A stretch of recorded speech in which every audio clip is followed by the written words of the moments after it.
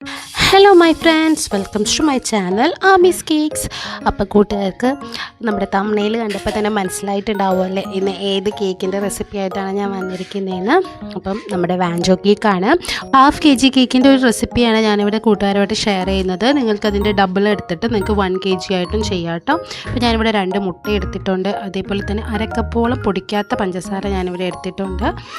പിന്നെ അതിലേക്ക് 1/2 teaspoon vanilla എസൻസും കൂടെ ഞാൻ ചേർത്ത് കൊടുക്കുന്നുണ്ട്.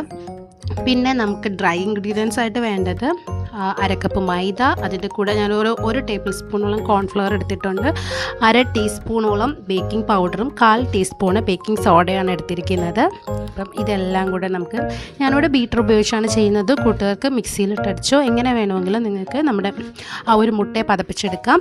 അപ്പം അതിന് ശേഷം നമുക്ക് 2 ടേബിൾ സ്പൂണോളം സൺഫ്ലവർ ഓയിലും നമ്മുടെ ഡ്രൈ ഇൻഗ്രീഡിയൻസും കൂടെ ചേർത്ത് നല്ലപോലെ നമുക്കിതൊന്ന് മിക്സ് ചെയ്തെടുക്കാം. കൂട്ടുകാർ ഞാൻ ഈ ഇതിൽ ചെയ്യുന്ന രീതിയിൽ നിങ്ങൾക്ക് ചെയ്തെടുക്കാം, അല്ലാന്നുണ്ടെങ്കിൽ ബീറ്ററിൻ്റെ ഫസ്റ്റ് സ്പീഡിലിട്ട് നിങ്ങൾക്ക് ഇത് മിക്സ് ചെയ്തെടുക്കാം. അപ്പം ഈ ഒരു കൺസിസ്റ്റൻസിയിലാണ് കേട്ടോ നമ്മുടെ ബാറ്റർ നമുക്ക് കിട്ടേണ്ടത്, നല്ലപോലെ ആ ഒരു മടക്കായിട്ട് വീഴുന്ന രീതിയിൽ.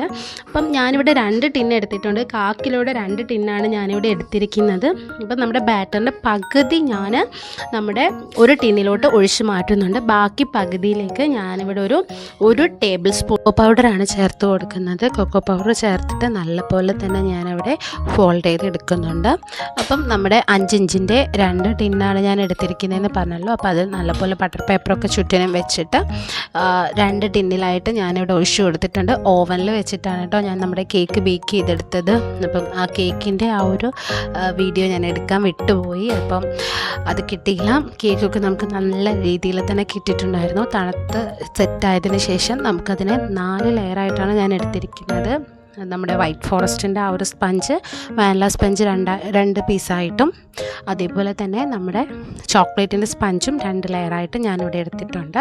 അപ്പം പിന്നെ നമുക്ക് വേണ്ടത് നോർമലി എപ്പോഴും നമ്മൾ ചെയ്യുന്നത് പോലെ തന്നെ ചോക്ലേറ്റ് ഗനാഷ് നമുക്ക് വേണം. വൈറ്റ് ചോക്ലേറ്റിൻ്റെതും ഡാർക്ക് ചോക്ലേറ്റിൻ്റെയും ഗനാഷും, അതേപോലെ തന്നെ ചോക്കോ ചിപ്സും ഞാനിവിടെ എടുക്കുന്നുണ്ട്. അപ്പോൾ ഓരോ ലെയറിലും ഞാൻ നല്ല രീതിയിൽ തന്നെ അത് മാറി മാറി വെച്ച് കൊടുക്കുന്നുണ്ട്.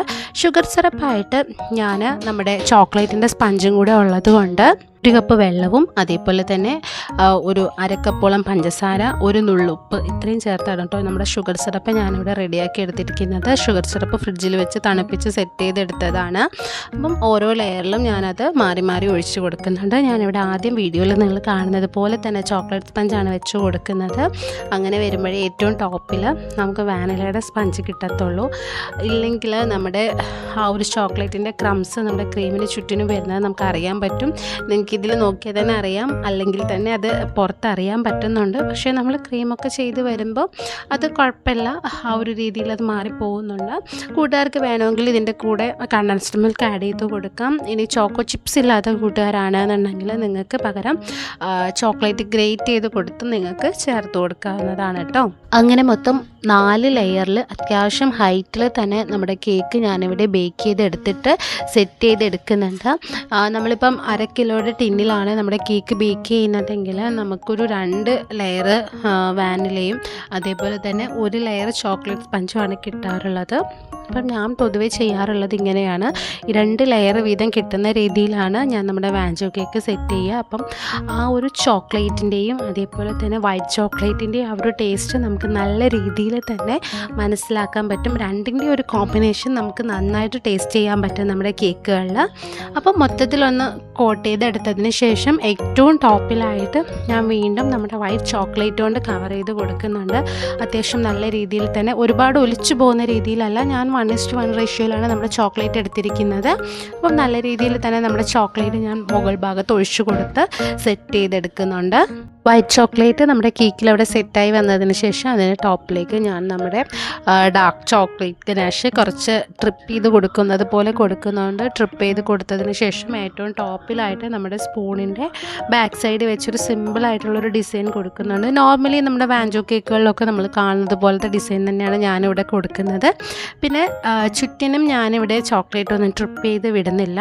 പകരം ഞാൻ നമ്മുടെ സ്പൂണിൻ്റെ പിറകുവശം വെച്ച് തന്നെ ഇങ്ങനെ ഇതിൽ കാണുന്നത് പോലെ നമ്മുടെ ചോക്ലേറ്റ് അവിടെ വെച്ച് കൊടുക്കുകയാണ് ചെയ്യുന്നത്. അതൊരു നല്ല ഡിസൈനായിട്ട് തന്നെ നമുക്ക് കിട്ടും കേട്ടോ. നമ്മുടെ സ്പൂണിൻ്റെ പിറകുവശം വെച്ച് നമ്മളിങ്ങനെ ചെയ്യുന്ന സമയത്ത് ഒരു വെറൈറ്റി ആയിട്ടുള്ളൊരു ഡിസൈൻ നമ്മുടെ വാഞ്ചോ കേക്കിന് കിട്ടും. വൈറ്റും അതേപോലെ തന്നെ ആ ഒരു ചോക്ലേറ്റിൻ്റെയും കൂടെ ആ ഒരു കോമ്പിനേഷൻ, ആ ഒരു ഡിസൈൻ വീഡിയോയിൽ കാണുന്നതിനേക്കാളും നേരിട്ട് കാണാൻ കുറച്ചുകൂടെ അട്രാക്റ്റീവ് ആയിരുന്നു.